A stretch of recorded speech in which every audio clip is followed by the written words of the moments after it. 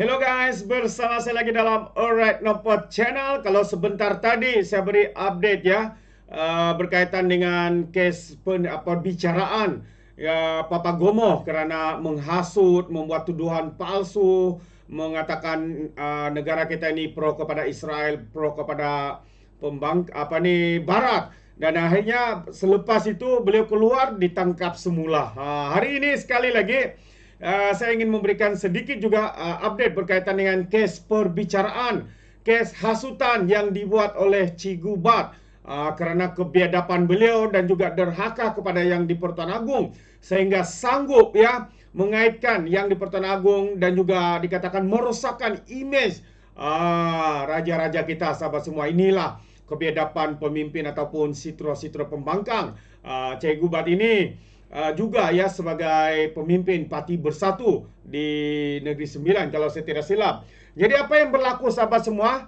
So mari kita lihat kenyataan media ini berkaitan dengan kes perbicaraan terhadap Cikgu Bat ini yang akan diadakan ya pada akan dilangsungkan bermula pada 26 November ini.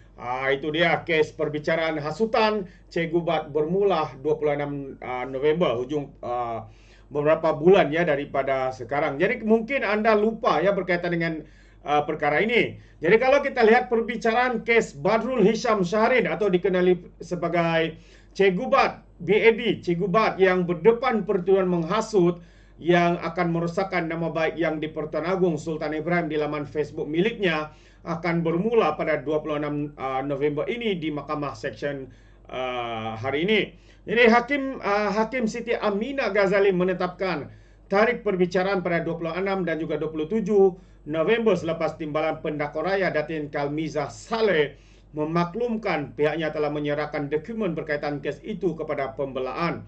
Katanya lagi pihak pendakwaan akan mengemukakan 5 saksi katanya pada prosiding yang turut dihadiri oleh peguamnya iaitu Muhammad Rafiq Rashid Ali yang mewakili bekas ketua cabang PKR cabang Rembau itu. Kalmizah turut memohon tarik lain untuk serahan dokumen bagi pertuduhan mengeluarkan kenyataan fitnah yang akan merosakkan nama baik Sultan Ibrahim oleh Badrul Hisham, dan mahkamah menetapkan pada 20 Ogos untuk sebutan kes itu semula. Badrul Hisham 45 tahun itu didakwa menerbitkan penerbitan menghasut di laman Facebook miliknya di Taman Bukit Ceras di Kuala Lumpur pada 12.15 tengah hari pada 6 April lepas mengikut perenggan 4/1/C Akta Hasutan 1948 dan boleh dihukum di bawah subsection 4/1 Akta yang sama yang boleh membawa hukuman maksimum penjara 3 tahun ataupun denda 5,000 atau kedua-dua sekali jika sabit kesalahan. Beliau juga berdepan pertuduhan mengeluarkan kenyataan fitnah yang merosakkan nama baik Yang di-Pertuan Agong di pejabat Datuk Pengelola Vijaya Diraja Istana Negara pada 6 petang 22 Januari lepas mengikut Seksyen 500 Kanun Keseksaan yang membawa hukuman maksimum penjara 2 tahun atau denda ataupun kedua-duanya sekali jika sabit kesalahan. Terdahulu Peguam Logan Iskandar Abdullah yang mewakili Wan Ahmad Azri Wanderis ataupun Pak Guma memaklumkan bahawa pihaknya akan menghantar representasi kepada Jabatan Peguam Negara berhubung pertuduhan menghasut untuk mendatangkan kebencian terhadap Sultan Ibrahim. Siti Aminah kemudian menetapkan 21 Ogos ini untuk sebutan semula kes itu sementara menunggu keputusan representasi berkenaan. Ya, Wan Muhammad Azri yang 41 yang juga bekas Exco Pemuda UMNO didakwa menerbitkan kenyataan bersifat menghasut berkaitan isu pemilik KK Supermart Superstore Sdn Bhd menghadap Sultan Ibrahim di laman Twitter ataupun miliknya.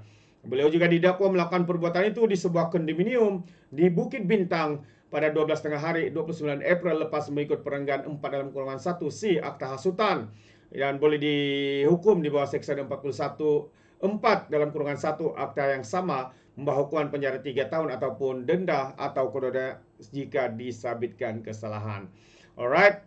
So inilah gandingan mantap kaki fitnah ya daripada Perikatan Nasional ini, sahabat semua ya. Mereka lakukan apa saja sehingga menyentuh raja-raja ataupun Yang di-Pertuan Agong. Di mana rasa hormat mereka? Di mana rasa sayangkan ya raja ataupun seperti mana yang kita lakukan ataupun yang kita sebenarnya harus lakukan, yaitu menghormati menjunjung raja yang di Pertuan Agung kita, tetapi mereka pula melakukan perbuatan-perbuatan derhaka seperti ini. Amat-amat memalukan. Jadi apa pandangan Anda sahabat semua? Anda boleh berikan di dalam ruangan komen. Alright. So, perkara kedua sebelum saya mengundurkan diri, isu berkaitan dengan LRA, loji rawatan air. Ya, apabila dikatakan Sanusi bengang dakwa Akmal perbesarkan masalah yang tak besar. dia cakap masalah air ini bukan masalah besar ya, itu maksud MB lato-lato ini sahabat-sahabat semua. Adakah masalah air ini ada satu masalah kecil? Bagi saya tidak. Ya, masalah isu air ini adalah masalah yang seharusnya diselesaikan oleh kerajaan negeri, seperti mana Kedah yang berjanji, Sanusi berjanji akan selesaikan masalah air di Kedah pada tahun 2023, tahun lalu. Tapi hari ini sudah bulan 7 sahabat semua, separuh tahun ya, masalah air itu belum lagi diselesaikan. Apabila Akmal melawat loji, perkembangan loji itu, lagi masalahnya tidak dapat diselesaikan sehingga tahun ini. Dia cakap diperbesar-besarkan apa punya menteri ini, Menteri Poyo lah. Jadi membuatkan perkara itu, Sanusi tidak berpuas hati ya dengan timbalan Menteri Peralihan Tenaga dan Transformasi Air Akmal Nasrullah Muhammad Nasir yang didakwanya sengaja memperbesarkan masalah 2 projek loji rawatan air di negeri itu. Kata beliau, pengarah strategi PKL seolah memberi gambaran kerja negeri tidak pandai menguruskan projek pembangunan. Lucu ya, tidak mau menerima kenyataan yang memang mereka itu sudah gagal. Betapa banyak projek-projek yang mereka buat sahabat semua, tidak ada satu pun yang berjaya. Semuanya gagal. Jadi adakah katanya mereka pandai mengurus? Bagi saya mereka bukan saja tidak pandai, tetapi mereka adalah kerajaan yang terpaling gagal dalam sejarah kita. Baginya kedua-dua, ini kata Sanusi lagi, baginya kedua-dua LRA Sungai Limau dan Bukit Selambau masih boleh ditangani dan tidak serius seperti yang dicana Akmal. Akmal katanya gambarkan seolah kes besar, mai datang sini nak buat kandungan TikTok saja katanya. Ya, orang jawab tak masukkan, hanya letak yang dia cakap seorang, lepas tu potong video supaya nampak isu berat. Itulah yang Sanusi katakan. Memang pandai ya untuk putar belit, menipu rakyat dan sebagainya. Jadi kelewatan 2 projek LRA di negeri itu sentiasa mendapat perhatian Akmal karena ia membabitkan kemudahan bekalan air untuk rakyat.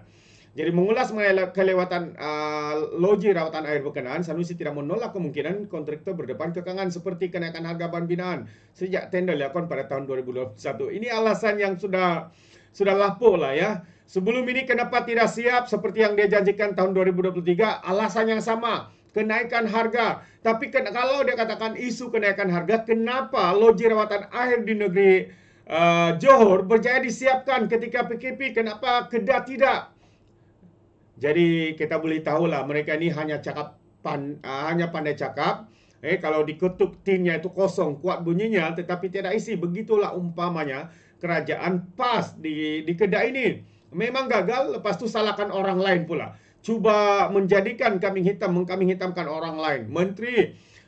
Timbalan menteri seperti Akmal yang membuat kerjanya untuk melawat lawatan air itu yang belum siap, dia pula yang coba dipersalahkan. Karena kononnya sengaja memperbesarkan isu itu. Hebat ya MB lato-lato ini. Tapi lebih hebat lagi, Cikgu Bat ini menghasut sehingga menyentuh ya dan juga merosakkan image yang di Pertuan Agung. Akhirnya telah pun ditetapkan perbicaranya akan diadakan pada bulan November ya. Pada bulan November, yaitu 26 November tahun ini juga akan dilangsungkan perbicaraan tersebut. Jadi kita mengharapkan sekali lagi individu-individu seperti ini, kaki derhaka, kaki penfitnah, kaki penghasut ini harus dikenakan tindakan yang sewajarnya. Itu pandangan saya. Bagaimana dengan Anda sahabat semua? Anda boleh berikan komen di dalam ruangan komen. Jadi terima kasih, izinkan saya untuk mengundurkan diri. Dan seperti biasa, peribahasa mengatakan, tak apapun keangkap 2 ton keinginan. Dalam bahasa Melanya, tepuk dada, tanya selera. Sekian cerita pada Alright Nampak Channel. Kita berjumpa lagi. Bye-bye.